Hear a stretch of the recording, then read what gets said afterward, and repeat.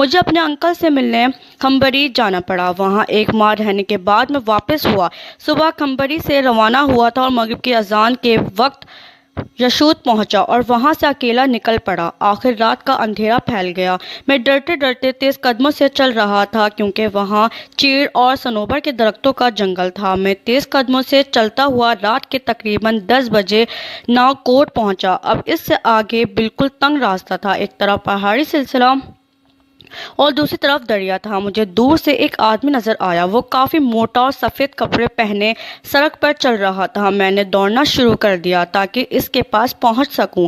کافی دوڑنے کے بعد بھی میں نے دیکھا کہ اس شخص کے اور میرے درمیان فاصلہ کم نہیں ہو رہا، حالانکہ دیکھنے میں یوں لگ رہا تھا جیسے وہ بہت آہستہ چل رہا ہو۔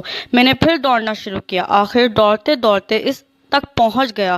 اب یہ مجھ سے تقریباً 10 گز کے فاصلے پر تھا۔ میں نے اس کی طرف دیکھا۔